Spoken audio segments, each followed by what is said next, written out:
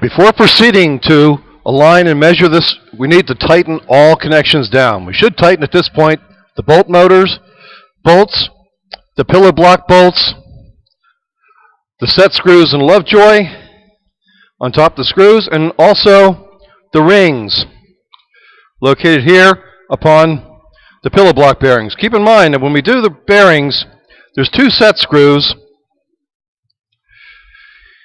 here and here, and we need to put those over the gap that's in a little ring part. So one set screw goes on each side of the gap. We do that same for the other one. And then we use an Allen wrench to go ahead and tighten those down.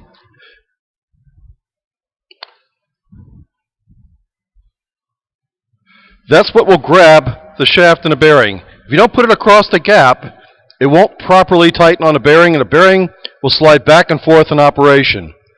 Typically, when you turn on motors like this and the shaft backs away, it's because these bearings typically weren't tightened like they should have been. Of course, you can turn the bearing around to fit what's convenient in tightening down, and we tighten them both down. And then we proceed on to the next step. Now we've got the Lovejoys to about a ½ inch, and I can use the dial caliper to verify up top this little gap that you see between these 2 points, and roughly I come up to about 0.470 inches, which is about ½ an inch. That's close enough. Actually, almost. Now to measure the vertical alignment, we're going to pick a mark, and since the driven is usually the big item, usually the textbook recommends a chalk line across. What I find is convenient is to sit there at the Lovejoy and pick a mark, and here you can see the silver line off the label, where the label meets the other end of the label. That's a good convenient line to call that 0 degrees.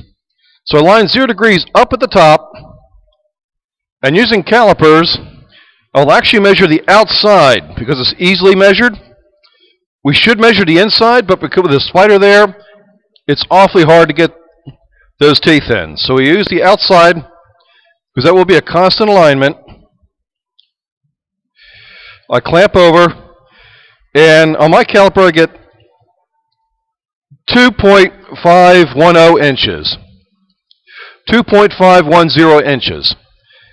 Now if I rotate completely 180 degrees down, now that mark is on the bottom. Now I again use the caliper to measure that, and for that I actually slide it underneath, close it, carefully look at it from below, and I get a measurement of 2.529 inches. Now notice what we had for measurements. 2.510, 2.529. That means our differential is subtracting the top measurement from the bottom measurement, smaller from the larger is what we normally do. The 0.010 versus 0.029 means we're 0.019 inches out of alignment. Now 0.035 is acceptable, but we really want to target 0.015. For that reason, we're about 0.004 of an inch out of tolerance on the bottom, but since the bottom is longer, what we'd have to do is, just like a bridge, it means that we're like this in our shafts. Like this in our shafts, the longer distance is on the bottom, and we want to raise the motor, think motor here, I want to raise the motor to match up better. So that's what we're going to do. We're going to shim up the motor. But to get that, we need to know what our shim ratio is. Same thing as in balancing the motor. So our shim ratio is going to be basically the motor mount distance, which we already measured to be 3 inches earlier, divided by the diameter of a Lovejoy, which luckily with calipers is pretty easy to measure. I come up with a measure of 2.14, close enough, 2.142 inches.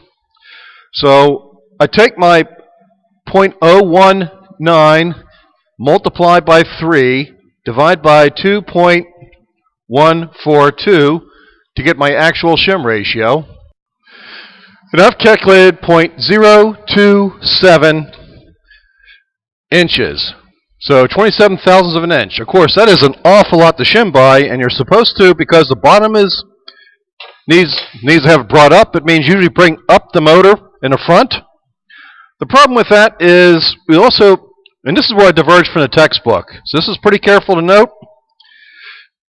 I usually would put a straight edge across the love joys up top and see which one of these is higher. Now, presumably, I should be able to slide by all rights, let's see, 0.05, 0.015, 0.012 is a 0.027, and if I shim my motor, I just want to see if I can slide it underneath this point, and if I can do it really tightly. The 0.015, even that's tight. Definitely can't do it underneath this, but this is slightly higher than this point. That's really what I'm trying to verify. Because ideally, you wouldn't want to put it all in the front shim. You'd want to take some out of the back of the motor. Like for instance, if I went 0.027 all total and I put 0.02 in front, I'd want to take 0.007 out of the back. If you put too much up front in the motor, what will happen is that this end will stick up too high, and we'll get this sort of a thing with the Lovejoy when this backs up way up. And that's why I check with the shim, just to make sure I can shim it enough where it's not too far out of line. In this particular case, it won't be, so I'll go ahead and shim this up to 0.027. But there are times, if this is any bit higher, then I'd want to take it out of the back if I've shimmed up the motor. In most of our labs, we have shimmed the motor because this shaft is usually lower than this shaft, so we've built up the whole assembly. So sometimes, instead of just putting it and piling up more shims in the front, we actually want to take out some shims in the back, as well as put it in the front. The combination of two should add up to 0.027. So now, having loosened up this front bolt, I'm sliding more shim underneath this, and also done the same for the back. Now I have to reach around and retighten that bolt. These measurements should be taken tightened down because they are the final measurements, so to speak. And we do that. And of course, now we re-verify. And by re-verifying, should be reasonably straight across still. You don't want to get too much of a feeler gauge in between either one. Should kind of stick, that's good. In fact, here's a little secret. If you have a height mismatch of 0.015, that's the total allowable. Just go to your 0.015 shim, put this on top, stick. It sticks both ways. That's a good sign. It means the differential between these two, at least height-wise, is less than 15 thousandths of an inch. But I'll also go ahead and remeasure this with caliper. And using my 0 degree marking again up top, just keep it consistent, I reline and I measure 2.514 inches. And I go up underneath. Little trickier measurement. Rotating this around to the bottom. Caliper wise.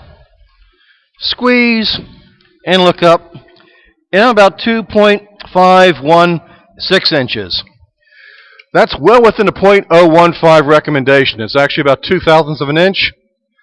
A job very well done as far as vertical alignment. The next we'll go on is to horizontal alignment.